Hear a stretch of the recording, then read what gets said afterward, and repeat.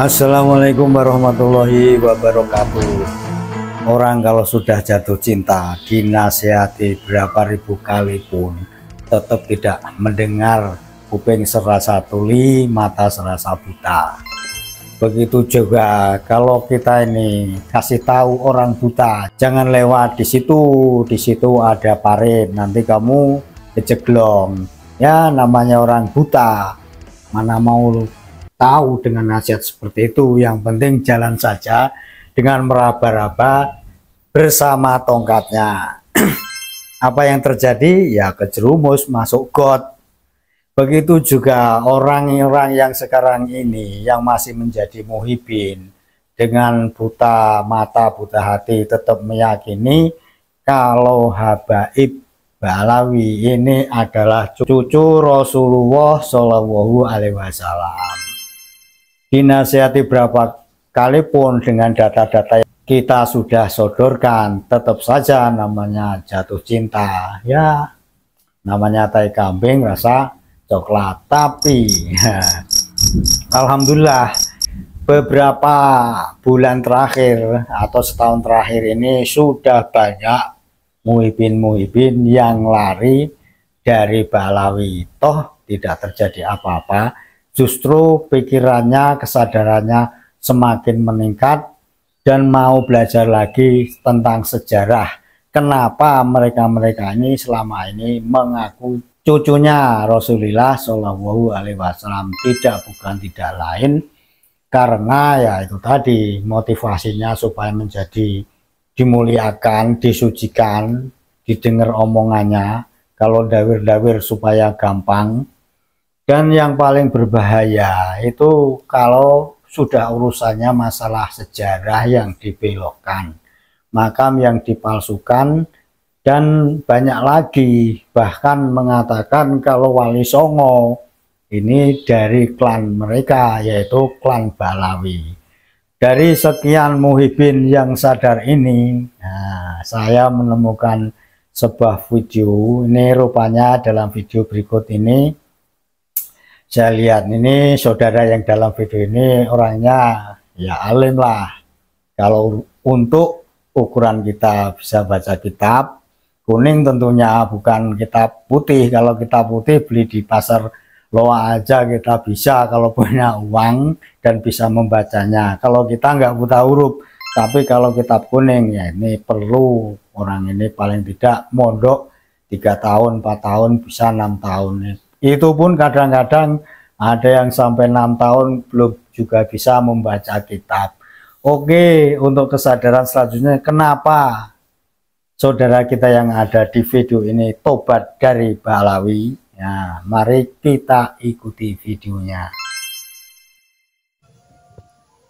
Akan mengajak, mengedukasi, belajar bersama-sama tentang ajaran yang pernah disampaikan oleh Mbah Kiai Haji Hasyim Asy'ari dalam kitab Irsyatus Sari ini, kitabnya karangan beliau.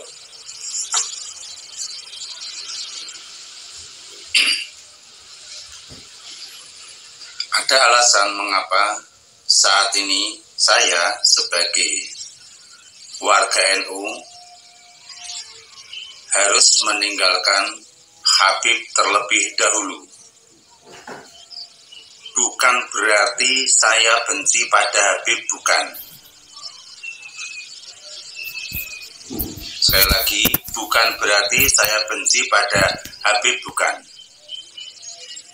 Alasannya diantaranya adalah setelah saya membaca kembali kitabnya Mbah Hasyim Asy'ari, di situ dituliskan Faya ayyuhal ulama'u wasadatul adqiya min ahli sunnah wal jamaah ahli madhahibil a'immatil arba'ah antum khazanatuha wa bawaduha.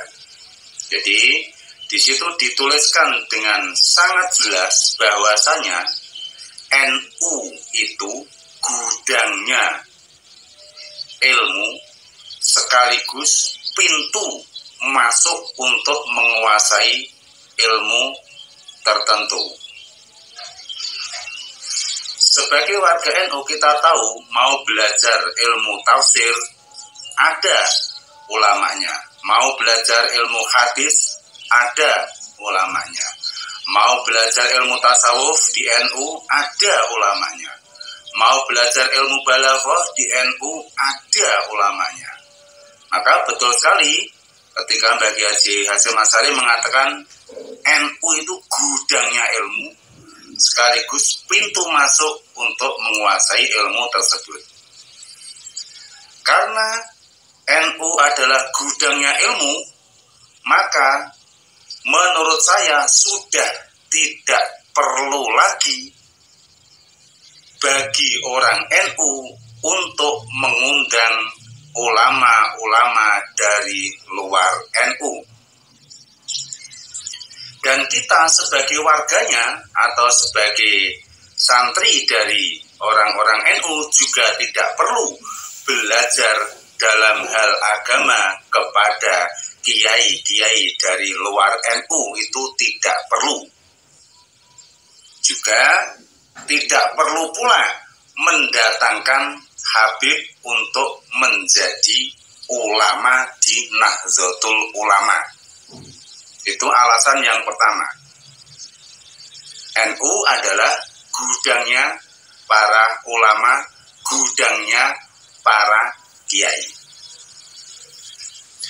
Alasan yang kedua, ini sudah pernah saya sampaikan bahwasanya NU sudah sangat-sangat sering mengundang Habib untuk menjadi penceramah di kalangan Nahdlatul Ulama.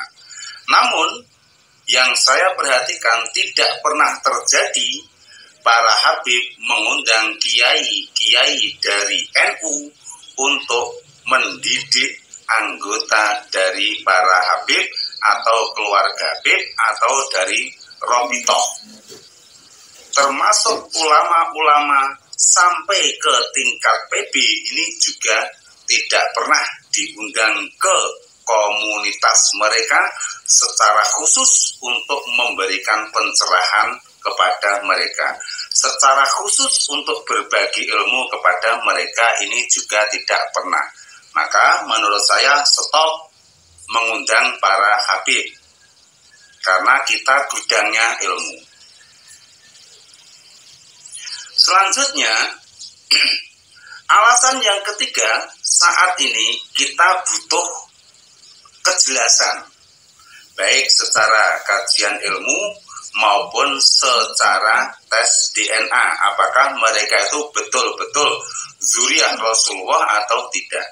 Selama ini mereka yang dimasalahkan, namun tidak ada dari mereka yang terang-terangan memberi jawaban secara pasti. Bahkan yang diajukan untuk menjawab persoalan nasab adalah juga dari kiai-kiai kita. Jadi tidak ada dari pihak Habib yang mencoba menjelaskan tentang nasab mereka. Alasan yang keempat adalah banyaknya perilaku Habib yang menyimpang, bahkan merendahkan ulama-ulama Nahdlatul Ulama, namun secara organisasi tidak pernah ada tindakan atau peringatan dari Robitoh terhadap Habib-Habib yang melakukan perilaku menyimpang atau menghina terhadap ulama-ulama Nahdlatul Ulama. Empat itulah yang menurut saya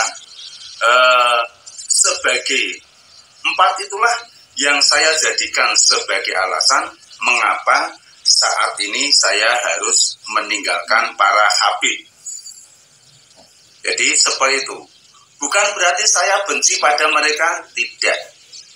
Sama sekali tidak. Tapi kalau dalam hal agama sudah sangat cukup bagi saya, bagi seluruh warga NU untuk belajar mengaji agama hanya kepada ulama-ulama Nahdlatul Ulama. Harusnya yang menyampaikan bahwa NU adalah gudangnya para ulama itu seharusnya bukan saya loh. tapi harusnya adalah pejabat-pejabat NU atau pengurus-pengurus NU di tingkat, setidaknya di tingkat wilayah sampai tingkat pusat. Setidaknya harusnya mereka yang menyampaikan agar warga itu semakin yakin dan tidak lari kemana-mana untuk mencari ulama selain dari kalangan NU sendiri. Nah, ini saya sampaikan karena memang saya senang dengan NU dan saya sering membaca kitabnya Mbah Kiai Haji Hasyim Asy'ari, termasuk kitab ini Irsyadussari. Di dalamnya ada 12 macam kitab, ada diantaranya Risalah Ahlussunnah wal Jamaah, ada Qonun Asasi yang sering dibahas oleh Yang Mulia Gus Khalil Yahya Stakuf. Terima kasih. Wassalamualaikum warahmatullahi wabarakatuh. Alhamdulillah, sudah kita dengerin bersama-sama dan kita lihat bagaimana kesimpulannya. Kita ini yang ada di video, kita tahu akhirnya berkesimpulan sedikit dari apa yang dikatakan tadi. Ternyata ulama-ulama kita ini memang lebih alim atau banyak yang alim daripada ya ulama-ulama mereka yang selalu kalau dalam pengajian itu menipu atau membelokkan sejarah, mengaku zuriyah Nabi dan merasa mulia dibanding kita-kita ini. Begitulah sedikit dari cuplikan video ini, semoga bermanfaat. Jaga diri, jaga kesehatan, penuh kantong, sehat selalu. Assalamualaikum warahmatullahi wabarakatuh.